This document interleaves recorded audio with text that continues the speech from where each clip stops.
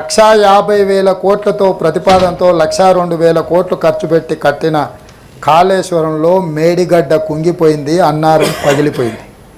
మన కళ్ళ ముందు సజీవ సాక్ష్యంగా అక్కడ కనిపిస్తున్నాయి. మన పనితనంలో ఉన్న గొప్పతనం. ఇసుక మీద కట్టిన ఇసుక కదిలింది, మేడిగడ్డ కుంగింది అన్నారు. అసలు ఇసుక మీద బ్యారేజీలు కట్టే టెక్నాలజీ ఈ భూప్రపంచం మీద ఎక్కడుందో నాకైతే తెలియదు అధ్యక్ష. మేము నాగార్జున సాగర్ కట్టినాము, మేము శ్రీశైలం కట్టినాము, మేము జూరాల కట్టినాము, మేము శ్రీరామ్ సాగర్ కట్టినాము.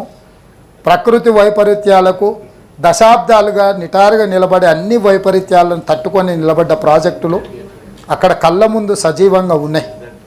కానీ 3 ఏళ్లలోనే కట్టిన మేడిగడ్డ కుంగిపోయి అన్నారం పగిలిపోయిన తర్వాత కూడా ఇంకా మేము గొప్ప ప్రాజెక్టులు కట్టినామని చెప్పుకోవడం తగ్గిస్తే బాగుంటుంది.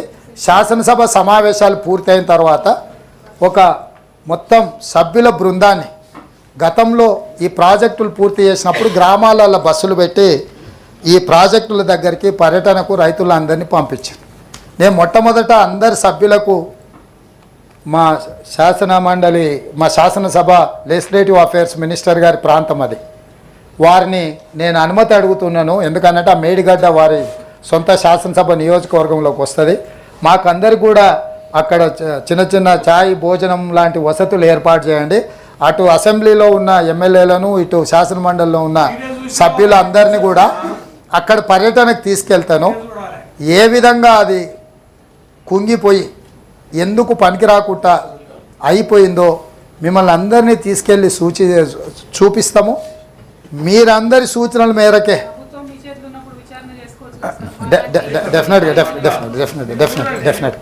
డెఫినెట్గా వారి సూచనను శ్రీమతి కల్వకుంట్ల కవిత గారు సూచన చేశారు. విచారణ ఏమని డెఫినెట్గా వారి సూచన మేరకు ప్రతిపక్షం మంచి సూచన చేశారు. సిట్టింగ్ జడ్జి చేత విచారణ చేసి కాంట్రాక్టర్లు ఇచ్చిన వాళ్ళను, ఆ సంబంధిత శాఖ మంత్రులను, ఆ కాంట్రాక్టర్లను అందరినీ కూడా ఏ రకంగా చట్ట పరిధిలో శిక్షించాలనో డెఫినెట్గా శిక్షిస్తాం.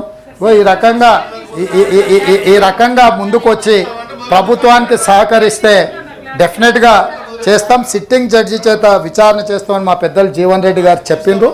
నేను కూడా వారి సూచనను కూడా పరిగణలోకి తీసుకొని డెఫినెట్గా మేడిగడ్డ విషయంలో, అన్నారం విషయంలో సిట్టింగ్ జడ్జి చేత విచారణకు ఆదేశించి విచారణ చేపడతామని ఈ విషయం చెప్తున్నా అధ్యక్ష. ప్లీజ్ రాజుగారు please please please please please please అదే కూర్చోవయ్యా.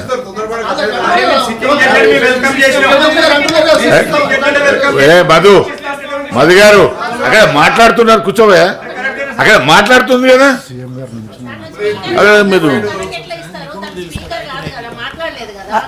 అధ్యక్ష ధన్యవాదాలు. నేను పర్మిషన్ ఇస్తున్నానమ్మా అధ్యక్ష. Permission. Thank you sir, thank you ధన్యవాదాలు అధ్యక్ష. గౌరవ ముఖ్యమంత్రి వర్యులు పదే చెప్పిందే చెప్తూ మేడిగడ్డలో కానీ అన్నారంలో కానీ చాలా ఘోరాలు జరిగిపోయినాయని చెప్తా ఉన్నారు అధ్యక్ష. వారి చేతిలో ప్రభుత్వం ఉన్నది. టెక్నికల్గా నిపుణులు చేయాల్సినటువంటి పని ఎమ్మెల్సీలను తీసుకుపోవడం, ఎమ్మెల్యేలను తీసుకుపోవడం అదే టూరిస్ట్ స్పాట్ కాదు కదా సార్. మేము చేసినటువంటి ప్రగతిని చూపించడానికి ఖచ్చితంగా తీసుకెళ్ళాం. ఇవాళ తప్పు జరిగితే తప్పు నిర్ధారించాల్సింది మనం కాదు, నిపుణుల ఆధ్వర్యంలో కమిటీలు వేయండి, ఖచ్చితంగా నిర్ధారించండి. ఏ పరీక్షకైనా సిద్ధంగా ఉంటాం, అందులో ఎటువంటి అనుమానం లేదు. Thank you sir. గౌరవ ముఖ్యమంత్రి గారు ప్లీజ్. ముఖ్యమంత్రి గారు చెప్తున్నారు కదా సార్. నేను అనేది ఏంటంటే ఇక్కడున్న సభ్యులకు కొన్ని అపోహలు ఉన్నాయి, కొన్ని అనుమానాలు ఉన్నాయి. నా సహచర సభ్యులకు అపోహలు, అనుమానాలు ఉండొద్దు. ఈ ప్రభుత్వము పారదర్శకంగా నిష్పక్షపాతమైన విచారణకు ఆదేశిస్తుందని నమ్మకం కలిగించడానికి మేము వాళ్ళందరిని అక్కడికి తీసుకెళ్తామని అంటున్నాము. మిగతా సభ్యులకు అవకాశాన్ని కల్పిస్తే ఆ సభ్యురాలు గారికి ఏం అభ్యంతరమో నాకైతే తెలియదు. ఒకవేళ వాళ్ళ పార్టీ విధానమే ఇదైతే వాళ్ళ పార్టీ అధ్యక్షులు ప్రకటిస్తే ఆ పార్టీ సభ్యులు రాకపోయినా సరే మిగతా పార్టీ సభ్యులందరినీ కూడా నేను తీసుకొని వెళ్తాను. ఏ విచారణ విచారణ తర్వాత విచారణలో తేలిన అంశాల ప్రాతిపదికన కారణం ఎవ్వరని తెలిసిన తర్వాతనే భారత రాజ్యాంగంలో శిక్ష ఉంటుంది.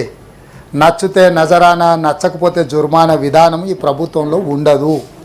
గతంలో ఏమన్నా అట్లాంటివి ఉన్నా ఇప్పుడు అట్లాంటివి జరగవు. కాబట్టి ఎవరు ఏ